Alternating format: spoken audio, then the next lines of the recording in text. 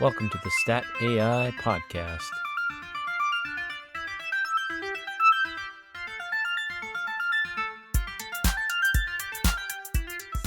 Welcome to the future of emergency medicine, a realm where artificial intelligence isn't just a buzzword, but a beacon of hope and a tool for transformation.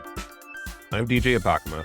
My co-host Ethan Abbott and I are both emergency physicians, and we have witnessed firsthand the burgeoning role of AI in our field. Our everyday experience grappling with healthcare disparities and social challenges have led us to a pivotal question.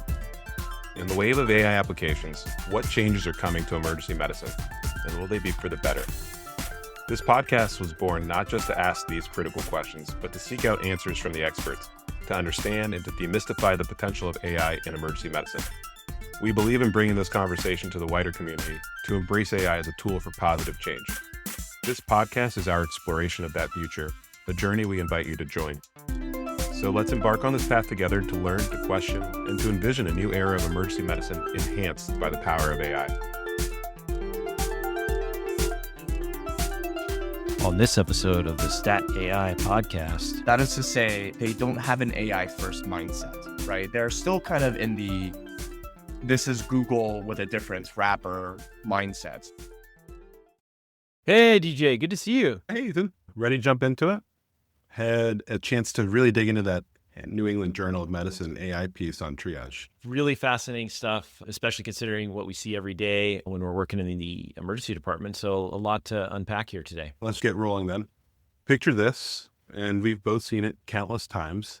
It's a busy night. The waiting room is full. Alarms are beeping loudly in the background. And a triage nurse has seconds, maybe minutes, to decide who needs help right now, who can wait. And it's a high-stakes, high-pressure decision that happens millions of times a year. Yeah, and historically, I think that decision, while guided by protocols like the Emergency Severity Index, or ESI as we call it, has relied heavily on the RN's experience and subjective judgment. We certainly know how crucial that initial assessment is, but it can be really challenging. I think you and I probably have both done some triaging, and it's a hard job. Subjectivity under pressure can lead to high variability. For example, two nurses might look at the same patient and assign two different ESIs. I don't envy the job at all. The situation you just suggested has real consequences. Under triaging someone less urgent than they are can delay critical care. Over triaging can strain resources unnecessarily. So, and studies have already shown the limitations of ESI systems, particularly in consistently identifying the most critically ill patient quickly or differentiating the large group often lumped into the middle, level 3 acuity. And there are, of course, concerns about potential biases creeping into these split-second decisions. Yeah, it's a huge challenge. How do you standardize such a complex assessment, ensuring fairness and optimizing who gets seen when, and ultimately improving patient outcomes in the chaotic environment of the emergency department? Increasingly, hospitals are looking for an answer, and that answer may be from AI. Yeah, it does seem like the setup for AI, which brings us to a fascinating study published just this year in the New England Journal of Medicine. Their AI publication had an article titled "The Impact of Artificial Intelligence-Based Triage Decision Support on Emergency Department Care." And that team that published the article was led by Dr. Andrew Taylor, and they looked at what happens when you introduce an AI tool designed specifically to help nurses make those crucial triage decisions. Okay, so break it down for us. How does this AI triage tool actually work? Is it like a robot nurse asking questions? Describe it to us so everyone understands. Not quite, and hopefully not yet. Thinking of it more like an incredibly smart assistant that's embedded right into the electronic health record. The nurse is already using this, so it's basically like clinical decision support.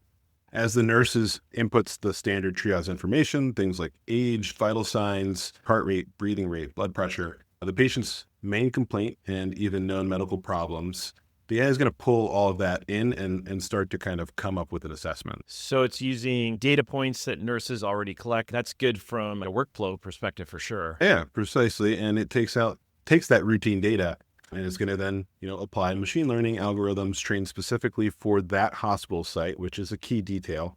And it's going to use that information in that context to predict the risk of 3 key outcomes for that specific patient: needing critical care, like an ICU admission, in-hospital mortality, or needing emergency surgery within 12 hours, or needing to be admitted to the hospital in general. So that last decision is one that we make quite often. So it's looking ahead, sort of predicting potential needs based on that initial snapshot. I think we're constantly doing that risk stratification in our heads, but this sounds more sort of formalized. What does the nurse see then? Just a number, or what's the output? It gives a recommended triage level from 1, most urgent, to 5, least urgent. So kind of does sound like the ESI there. But importantly, it's also providing a brief explanation in plain language. So why it's making that recommendation. So for example, it might say, increased risk of critical care driven by moderate tachypnea, fast breathing, severe tachycardia, and history of hypertension. And then you can actually see a screenshot of the interface in the article. That explanation part sounds pretty crucial. From an AI sort of explainability standpoint and a sort of clinical adoption one, it's not just a black box spitting out a level. It's showing its work, so to speak. So I think the AI's recommendation and the rationale, and I guess the question is, what do they do then? Does the AI make the final call, or how does the algorithm work? No, and this is absolutely critical, both for clinical reasons and for ethical reasons. The tool is just clinical decision supported. The final triage assessment is still made by the nurse. They will see the AI's input, and they can consider the explanation, factor in their own clinical judgment and assessment of the patient in front of them. You know, the things the algorithm can't see, or not see as well as we can, right? After that, you can assign the official triage level. They can agree with the AI or override it. Okay, so I think that human element, that final clinical judgment, remains kind of central to where I think most of these algorithms and products that are being designed for medicine are going. And that feels right to me. I guess the big question is, did it work? This study looked at over 174,000 ED visits across 3 hospitals before and after implementing this AI tool. DJ, tell us, what did they find? So the results were pretty significant. First, they saw a definite shift in how patients were triaged overall. After the AI was introduced, there was a substantial increase, almost 50%, in the patient assigned to the lower acuity levels, so 4 and 5, and a corresponding decrease in the mid-level 3, down about 19%, which, again, remember, that's that big chunk where, pre-AI and not just at this institution, but at many institutions, takes up an outsized portion of the triage distribution. And then they also saw that corresponding decrease in high acuity levels 1 and 2, down about 9%. So I think fewer patients getting stuck in that ambiguous middle category and more being clearly defined as either lower or higher risk from the start feels like a step to me, at least in terms of clear resource allocation within the emergency department. The AI seemed to help differentiate patients better. Importantly, this redistribution seemed appropriate, right? It wasn't sending the 1s to the 5s and the 5s to the 1s. It was getting them in their right bin. So the sensitivity for identifying patients who genuinely needed critical care, assigning them a high acuity level 1 or 2, actually improved significantly from about 79% before AI to 83% after its implementation. And again, that may not sound like a huge number, but this is one institution, and you can imagine that effect on those millions of decisions we're talking about. I think it's a key metric in the ED is catching the sickest patients faster. We really work to identify those quickly. And they did this while assigning fewer patients overall to the higher acuity levels. That suggests better precision. But at the other end, the lower acuity patients, there's always worry about sending sicker people home by mistake when changing triage protocols. For example, putting patients that were probably more intended for the main part of the ED in the fast track areas. Yeah, I mean, that's always a concern. The study did specifically look at the hospitalization rate for those assigned to low acuity levels 4 and 5 charts. Even though that group grew significantly larger, the rate of the patients needing subsequent hospitalization remained very low, so under 4%, which suggests that the AI helped the nurses more confidently identify those patients who were truly lower risk. So maybe also a little bit of accuracy with that precision. I think better identification of high risk and low risk patient, that sounds like kind of a win for accuracy. Did this translate into things that the patients and ED staff really feel, like waiting times, ED crowding, and long waits are, I think, a big issue with patient satisfaction that we grapple with daily? Yeah, so the study reported noticeable reductions in median times across the board after the AI was implemented. Times from arrival to actually getting into a treatment space dropped by about a third, so from 12 minutes down to 8 minutes median, which in general, I'll just take a step back and say 8 minutes to get into a bay. Okay. I mean, 4 minutes might sound like not like a lot on paper, but in a busy ED, getting into a room faster can really add up over time, especially with other delays such as radiology. That can make a huge difference in the patient experience and downstream flow. From the patient side, if you're not feeling well, a few minutes gained over your visit might really improve your overall satisfaction with your visit to the ED. I think I laugh because I still feel like 8 minutes from an operation standpoint is a heck of an accomplishment, depending on the size of your department. If you're seeing 4 patients a day, you probably can do a little better. But if you're at a large academic healthcare center, it can be really challenging to get those patients screened, triaged, and into a bay in 8 minutes. So I think that's it was more about, the efficiency there that most hospitals try to employ. And I would say that these improvements did continue downstream. The median time from the arrival to disposition decision, like admitting the patient or discharging them home, decreased by about 8 minutes. So that was 4.2%. And then the total time arrival to actually leaving the ED, or length of stay, dropped by about a median of 19 minutes, so about 6%. I think improved accuracy and efficiency is really cool to see. I think getting patients sorted and moved through the system faster is a really big deal for operations. And you mentioned these gains were even more pronounced for the sickest patients. Yes, for those critically ill patients, the ones needing critical care or emergency surgery, the time savings were much larger, especially in total ED time. The median time from arrival to departure for these patients dropped by almost an hour, 58 minutes. Getting these very sick patients through the ED process significantly faster has obvious potential benefits. Remarkably, these flow improvements happened even though the EDs actually got busier, with patient volume increasing about 8% during the study period. Well, I think, doing more with less essentially is kind of what you're saying here. So improving flow despite higher demand is really the holy grail for a lot of EDs. But you also mentioned earlier that the nurse makes the final call and they can agree or disagree with the AI. Did the study look into that sort of interaction with the model? Because I think this is the real question that we have, is that dynamic between human expertise and AI recommendations, especially from an implementation perspective, is kind of the next big question. Yeah, and they absolutely did look at this in the study, and I think it's probably one of the most intriguing parts for anyone working in clinical AI, as you mentioned. They looked at how often the nurses agreed with the AI's recommendation, acuity level group, so high, middle, or low. The median agreement was around 70%. About 30% of the time, the nurses were using their judgment to override the AI, sometimes going with a higher acuity, sometimes lower. I mean, 70% sounds pretty reasonable, allowing for clinical gestalt and nuance. But did they see any sort of heterogeneity among the nurses?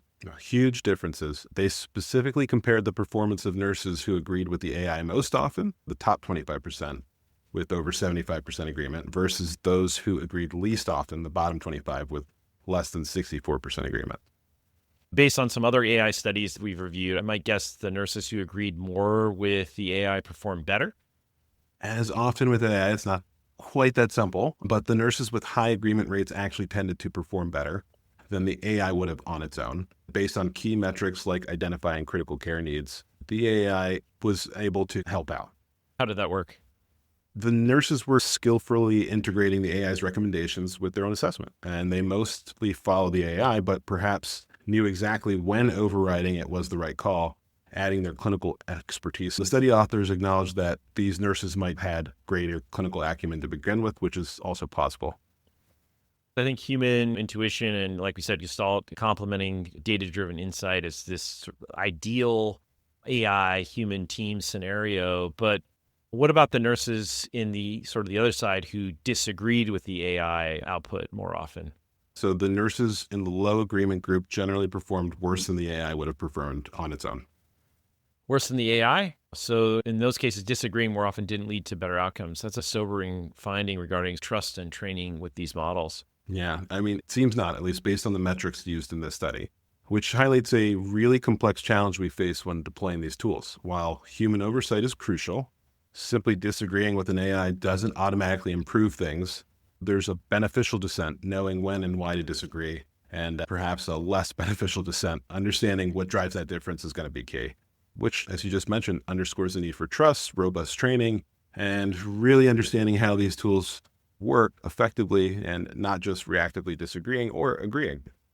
Yeah, I think it's really speaks to it's not just about having the AI tools, it's about the human AI team and how well they can collaborate. This variability is a critical finding for any hospital looking to implement similar technology. You can't just buy the product from the vendor and start using it immediately. You really have to study and understand how it works. Yeah, exactly. And this is going to have broader implications from a patient perspective. How does it feel knowing that an AI is involved in your initial assessment? The study didn't really delve into the patient experience, but transparency is going to be vital as these tools become more common. People are going to want to know, and they deserve to know. Yeah, I think the ethical considerations are broad as well. The study mentions a shift in triage patterns related to patient race after AI implementation, suggesting AI might help mitigate some of these well-known implicit biases present in human-only triage.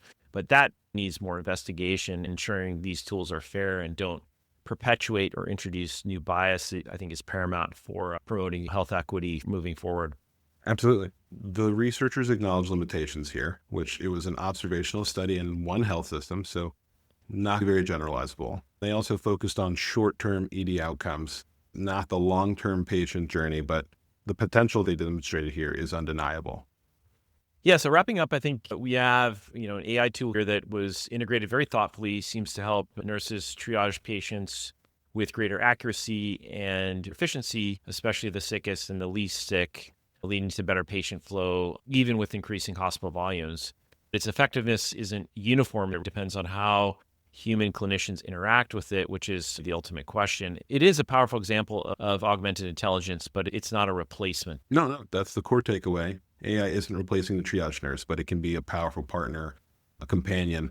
And this study provides a real-world evidence that these tools can move beyond theoretical accuracy and retrospective data and deliver tangible benefits in busy, complex clinical settings. And I think that's something that you and I really are going to start to look for in the studies that we bring to the greater masses. I think we've seen a lot of hypothetical situations and vignettes given to LLMs, but it's time for these things to start seeing how we can transform patient care.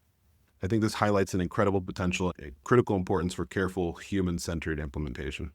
Yeah, I think it really sets the stage for the future of emergency medicine, balancing these cutting edge technologies that are emerging with irreplaceable human judgment is really the next big frontier. And I think a space that, as you said, will be really focused on this podcast. Yeah. And it makes you wonder where else tools like this could be applied, whether it's ICUs or surgical planning. The possibilities are truly vast, but so is the responsibility to get it right.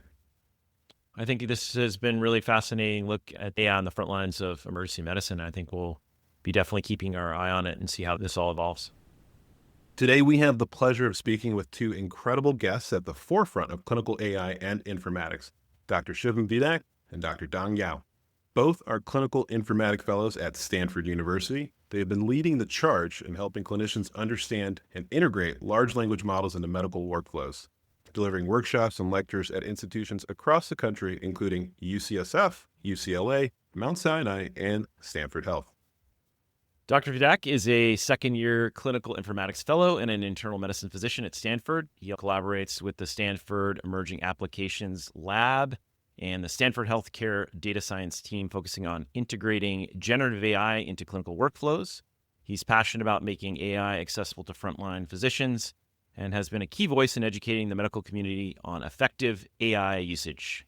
Dr. Yao, clinical informatics fellow at Stanford, has a background in emergency medicine with a strong focus on optimizing clinical operations and workflow efficiency. His past work includes developing AI-driven tools to streamline discharge processes, enhance EHR usability, and integrate machine learning applications into emergency care. He's been at the intersection of real-world patient care and cutting-edge technology, helping bridge the gap between AI potential and clinical reality. Both of them are on a mission to equip physicians with knowledge and skills needed to use AI effectively in medical practice. Today, we're going to dive into their experience, what's working in AI today, and where the field is headed. Welcome, Shivam and Dong, and thanks so much for joining us. Thanks for having us, guys. Thanks, DJ and Ethan. That was a great introduction. All right. Last time we saw you was at the AI conference held by Sinai Emergency Medicine, and you both gave a lecture that really broke down LLMs and their use in clinical medicine in a way that I think not a lot of our audience members had seen before. Since then, you've delivered multiple workshops. And how has the response from clinicians changed since the inception of the talk? Take us through it. Yeah, I will say that we initially came up with this talk, which was roughly a 2-hour long workshop on prompt engineering at a conference, an informatics conference last year, EMEA Clinical Informatics Conference. And we kind of thought it was going to be a one-off. A major reason why we did the workshop was to force ourselves to learn this topic that we were experimenting with, but didn't know much about. Along the way, we picked up a lot. After the first conference, we were approached by different people asking us, hey, this is really exciting. Can you come and talk to us at our institution or our workshop or our conference? We have been going on quite a few of these. We're counting at this point over a dozen. Any day now, I'm expecting the demand to dry up, but it's actually picking up. We had 3 individual calls yesterday with different people from different groups talking about the subject. So the interest has been strong. The actual first conference that we had was sold out, and we were not really expecting that. I think part of the reason is it shows how inaccessible this novel technology is to physicians and how much people really want to understand it. At the same level we understand, disease and treatment, there just aren't the resources available to do that. And I think that's why it's really resonated so much and why it continues to resonate with the physician and other healthcare audience.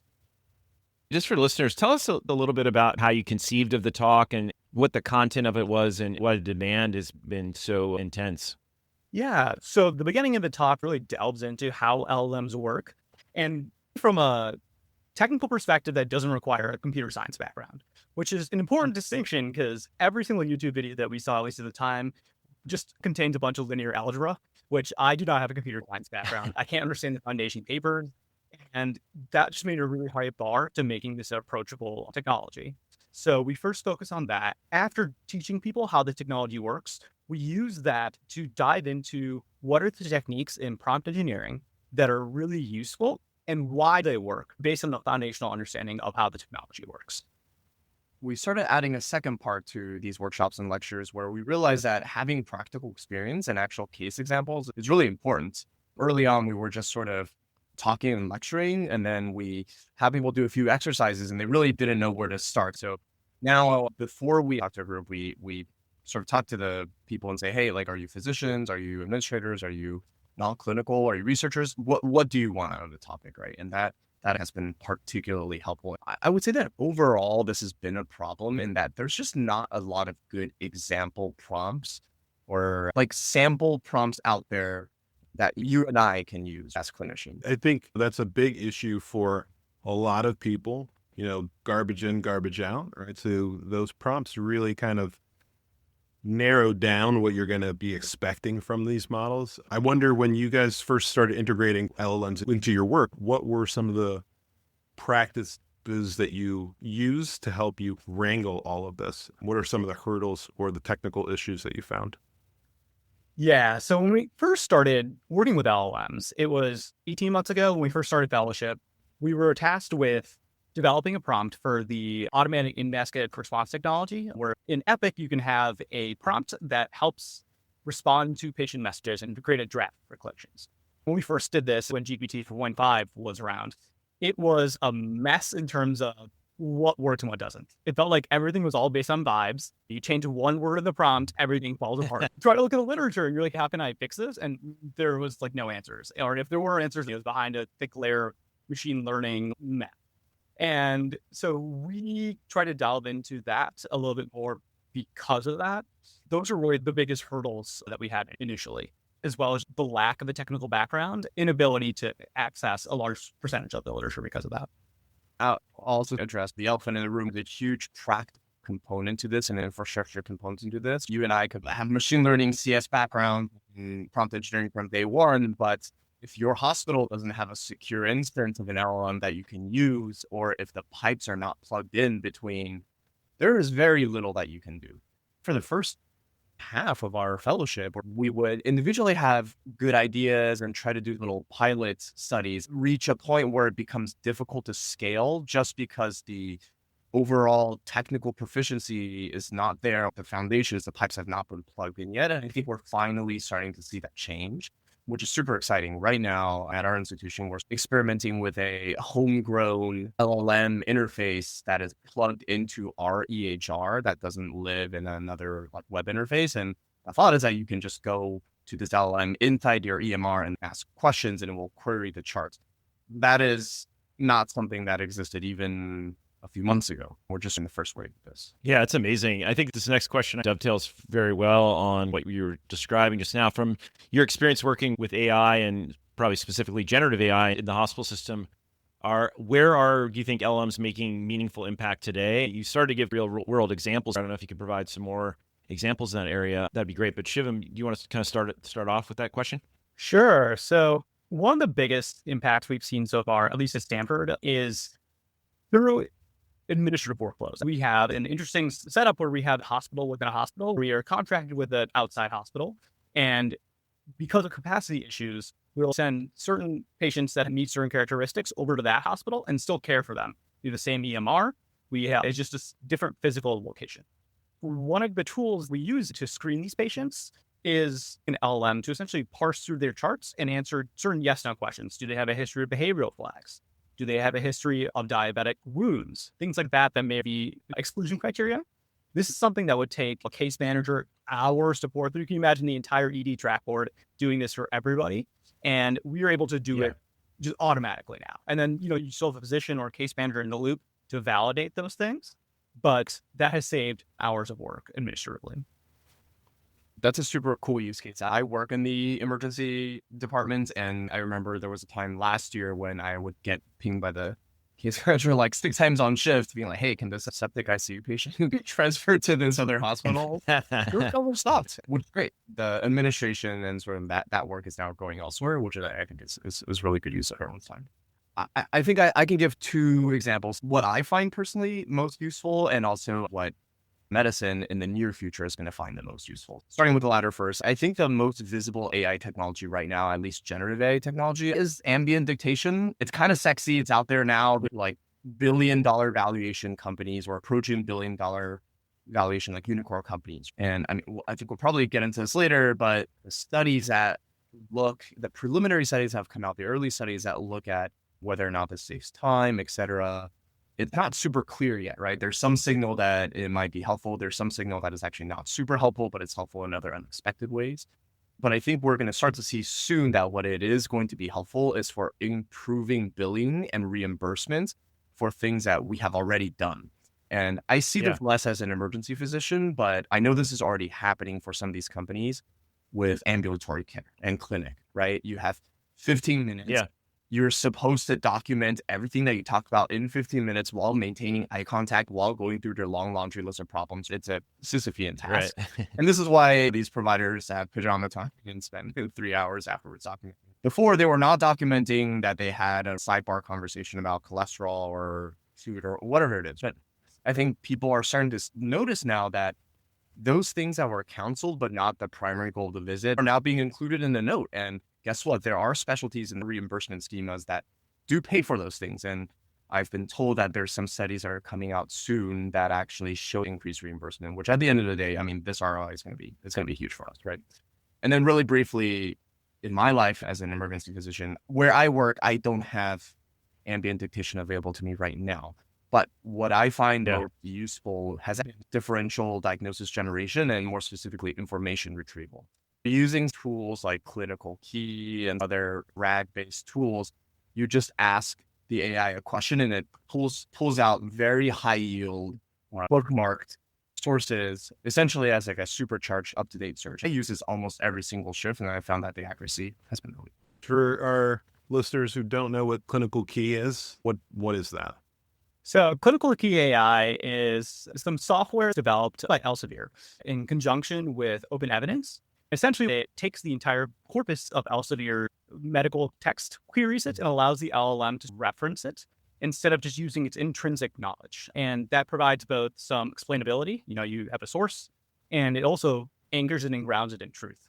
We found that it's very helpful in factual retrieval tasks because you have less chances of hallucination. Would agree with that. And we just got done talking with Travis Sack from Open Evidence, who mentioned that hallucinations or confabulations are basically a thing of the past when you're rooting these models in only factual information. You bring up a great point that you guys are using it. Now, I wonder if we could transition to talking about your average physician who wants to start using AI in their day-to-day. Where should they start? And what's a realistic small first step that would actually help? And let's say they don't have an enterprise solution.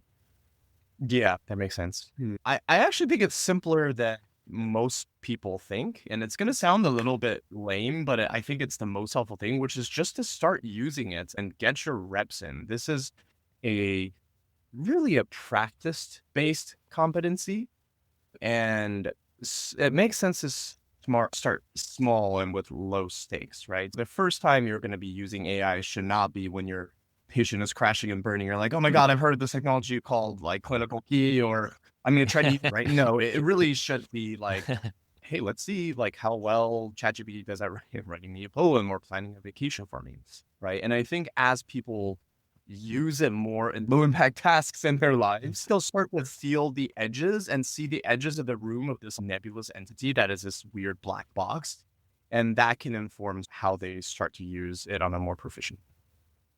I'd like to build on what Dong said. And something that we've thought and talked a lot about amongst ourselves is having an AI first mindset. Once you start playing around with ChatGPT, whenever you do a task or any other LLM besides ChatGPT, think about, can an LLM help me with this task? And think about how discreetly it could be, rewriting an email to sound less angry if you're emotionally charging your emails. It can be rewriting a manuscript. It can be designing a study. You'll really notice how much of what you do can be assisted with LLMs. I use it probably like 100 times a day currently because I just have so much experience with knowing what it's good for and what it's not good for. Those boundaries are changing every day. Whenever a new model comes out, these models become better. I would caution you against thinking 6 months ago, it was really bad at this. It's bad at it still. Every single time when you have a model update, try it again and see if it's good at that task now.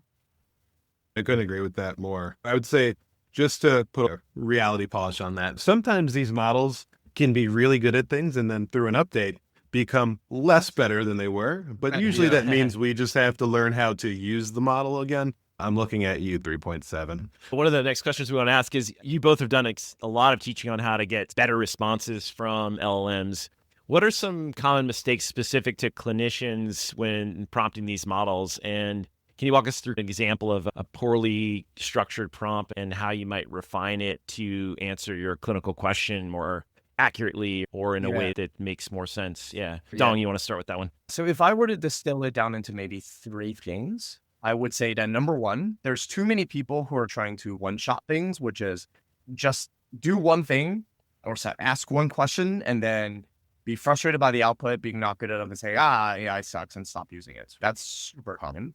Number 2 is if they get past that stage, they're still probably not iterating enough. They might have a few back and forth conversations and be like, I'm not getting any more mileage out of this. And there, at some point, they do hit a skill ceiling where they need to know more in order to get more performance out of it.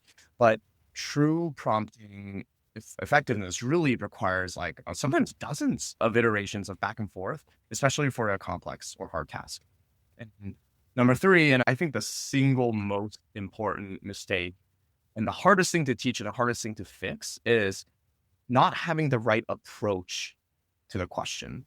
That is to say, they don't have an AI first mindset, right? They're still kind of in the, this is Google with a different wrapper mindset. They're not thinking about LLMs work in an entirely novel way. So how can I break down this multi-step question into something that is more digestible? I definitely agree. And I think the most common mistake I see is the read my mind mistake. We have this a lot when you're in rounds. For example, you ask a med student a question that's very nebulous and you're like, oh, this is a read my mind question.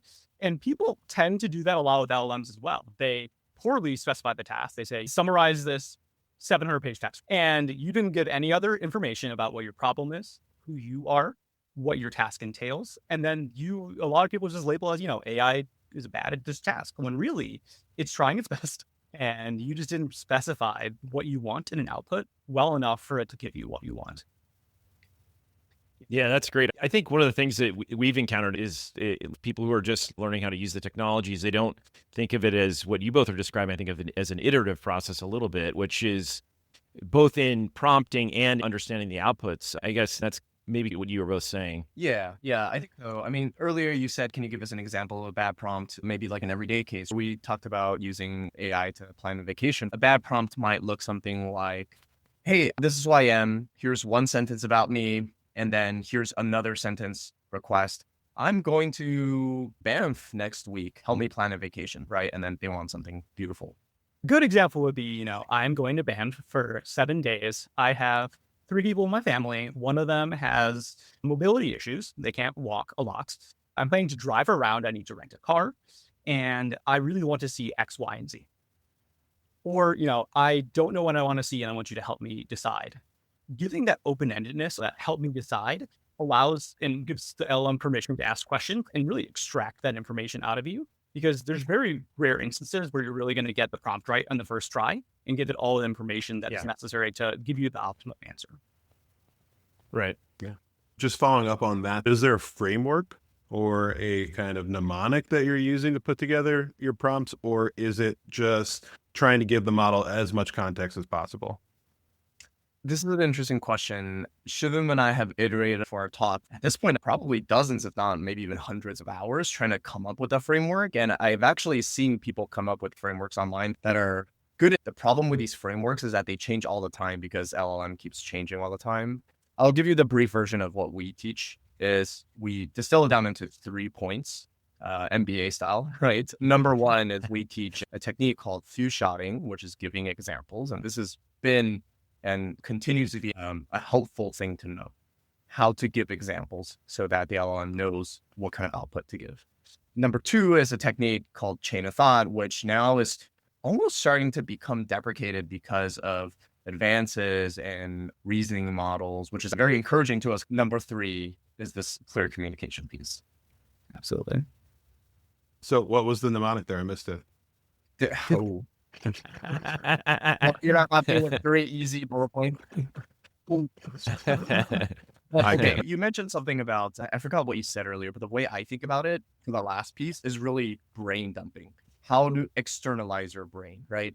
Be comfortable with giving the LLM as much knowledge about this task as you possibly could. It doesn't even have to be well structured. In fact, I think it's almost well set up for a mic and just a stream of consciousness, like verbal vomit. That might actually get you more productive. Doing that for 30 minutes, typing a beautiful paragraph. Just try it. I couldn't agree with you more. And I honestly think as the models advance, I used to try and fit things into a nice framework and then, making sure that I'm, giving it a role, the context, all this stuff. And now, days, I feel like I turn on the mic, like you just said, and I rant for about 5 minutes and I press enter, and then I'll let the model ask me questions.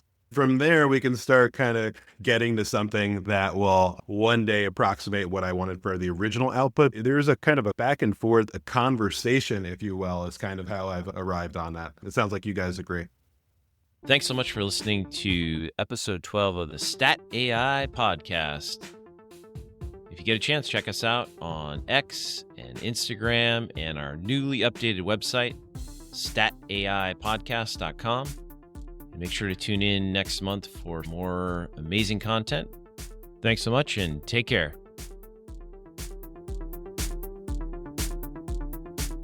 Please note that the views, opinions, and information expressed in this podcast are solely those of the individual speakers and do not necessarily represent those of their employers, our sponsors, or any affiliated organizations. The content provided is for informational and educational purposes and is not intended as medical advice. We encourage you to consult with qualified healthcare professionals for any medical concerns or treatment decisions. This podcast is not a substitute for professional medical advice, diagnosis, or treatment. Listener discretion is advised.